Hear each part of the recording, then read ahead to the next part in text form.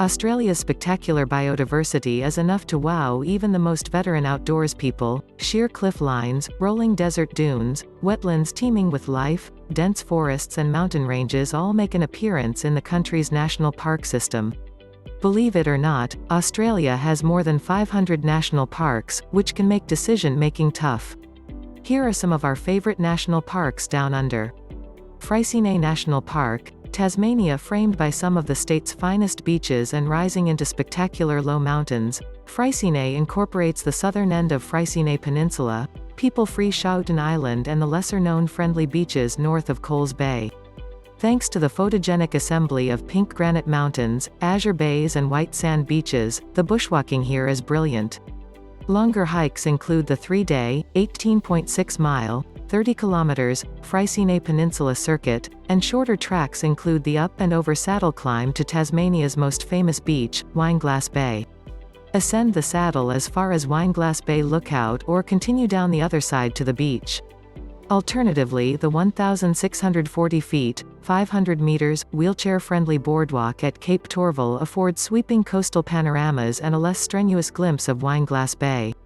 The park has a host of wildlife. Black cockatoos, yellow wattlebirds, honeyeaters and Bennett's wallabies flap and bounce between the bushes, and you might catch glimpses of white-bellied sea eagles, dolphins or even whales.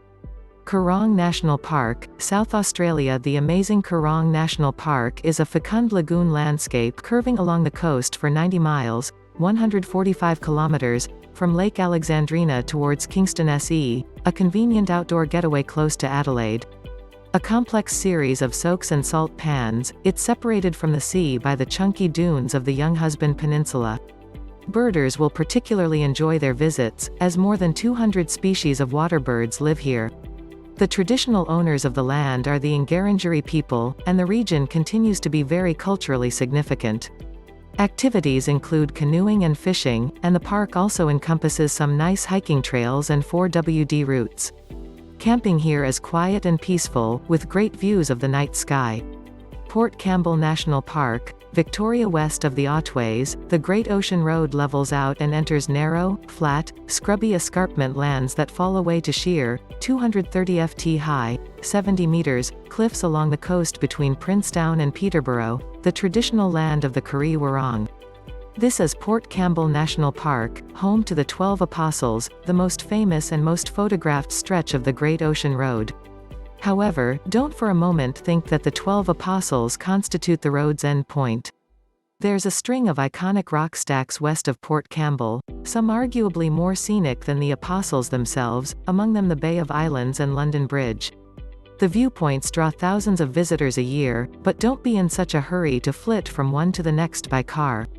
Take a little time for some of the lovely cliffside walks to learn more about the geological processes at play and the wildlife that call the shrubbery home. Grampians National Park, Victoria. Rising up from the western Victorian plains, the Grampians are a haven for bushwalkers, rock climbers and nature lovers, and they are one of the Victoria's most significant natural and cultural features. The rich diversity of wildlife and flora, the unique rock formations, the Aboriginal rock art, the spectacular viewpoints and the extensive network of trails and bush campsites are sure to keep all visitors busy. One of the park's most popular sites is spectacular Mackenzie Falls, and other popular places include Boroka Lookout, with excellent views over Halls Gap and Lake Belfield, and Reed Lookout, with its 1.2-mile, 2 kilometers, return walk to the iconic balconies and views over Lake Wartook. The Jardwajali people call the mountains Garraward. In the local language, Gari means pointed mountain, while Word means shoulder. The traditional Aboriginal owners, namely the Jardwajali and Jab Wurrung, have been occupying Garraward for more than 20,000 years, and this is the most accessible place in Victoria to see Indigenous rock art. The paintings are spread across the Garraward region, and you'll need a car to access them. Better yet, join a guided tour with the Brambic Cultural Centre. Kakadu National Park, Northern Territory. Kakadu is one of the world's great national parks, combining an astonishing array of attractions. Its wetlands and escarpments shelter abundant wildlife and rock art that can date back 20,000 years. This is the traditional land of the Bininj, Mungai, and opportunities for exploring the park with Indigenous guides are many. There are abundant walking trails, tours, waterholes and 4WD tracks for self-guided exploration, too, and plenty of places to rest your head under the stars. In just a few days you can cruise on billabongs bursting with wildlife, examine 25,000-year-old rock paintings, swim in pools at the foot of tumbling waterfalls and hike through ancient sandstone escarpment country. Uber and Norlangi are the main rock art sites, Jim Jim has the best falls, Cahill's Crossing is terrific for crocs, and Yellow Water is great for birds and crocs. Dilba Garanda Innes National Park, South Australia. Sheer cliffs plunge into indigo waters and rocky offshore islands hide small coves and sandy beaches in this national park at the southern tip of the Yorke Peninsula, land traditionally owned by the Narungga Nation. There are some fabulous beach and bush campsites here, plus heritage accommodation in the abandoned gypsum mining town of Inniston. The surf rolls in at Pondalowie Bay, and birdwatching is a fruitful pastime. Ospreys and emus abound, as do the endangered malleefowl and threatened hooded plover. If you happen to visit in winter, you just might be able to spot southern right whales from Cape Spencer or Stenhouse Bay. Karijini National Park, Western Australia. The breathtaking gorges, hidden pools and spectacular waterfalls of the 2,423 sq mi, 6,275 sq km, Karijini National Park form one of Western Australia's most impressive attractions.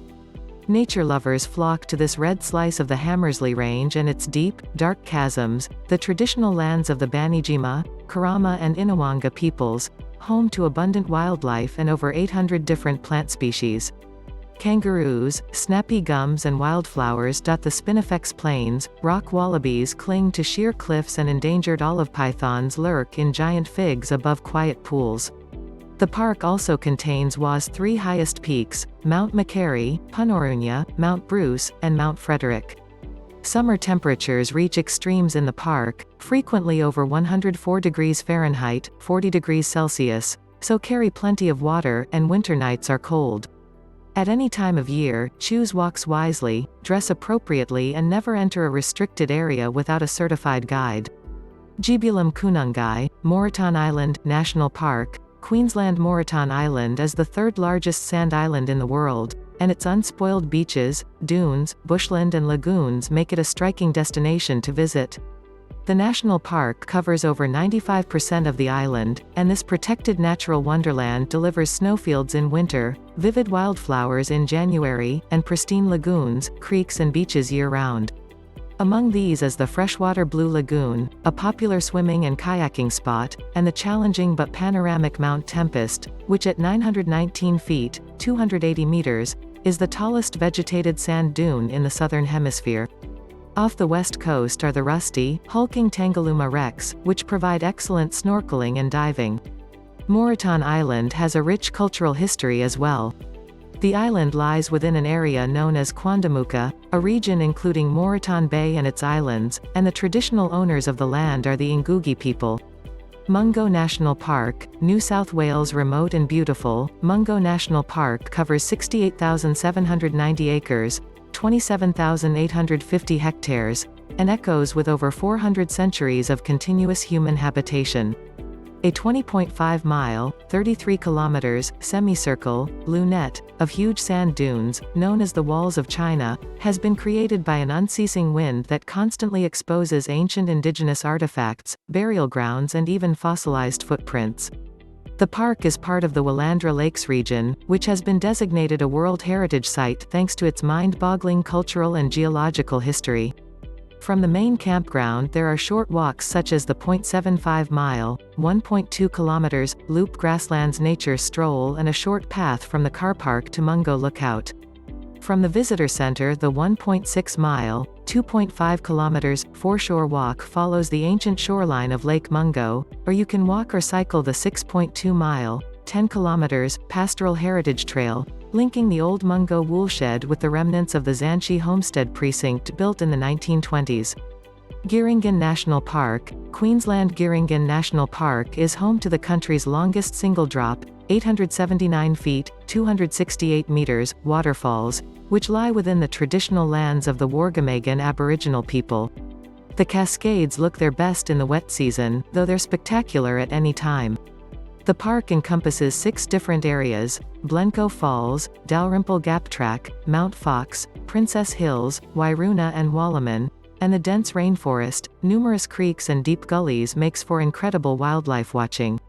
Keep an eye out for the endangered cassowary, whose prehistoric-looking countenance will have you feeling like you're actually in Jurassic Park.